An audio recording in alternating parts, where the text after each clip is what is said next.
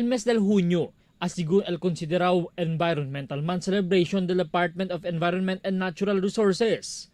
Parte de esta observasyon, amo el personal del Environmental and Management Bureau o el EMB9 ya conducing al di la limpieza na mga rio y canal que parte galit del Adapt Astero program del di la opisina.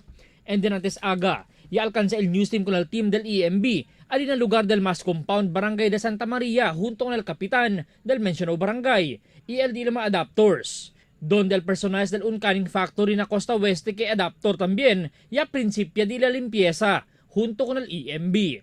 Asigun con el Regional Director del EMB9, Director Jacqueline Caancan, en preparasyon niya también para el legado del tiempo del ulan. We tidied up with the Adapt Astero program kasi marami tayong adapters, di ba? So we could tap yung mga private business sectors, yung mga community, yung mga academy, military, and yung sa mga pulis. So maganda siyang i-showcase because multi-sectoral and may community participation. Lo mismo el kapitan del barangay Los Eli Angeles, presente en el lugar, kita espresali nga sa acerca del sitwasyon del rio, kita kina por may kanal ya lang.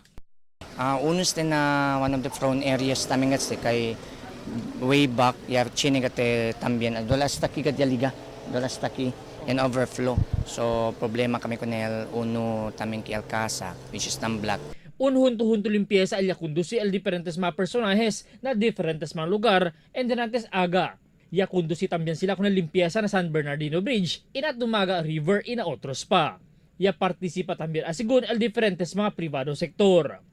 Albert Luna, Dateline Zamboanga.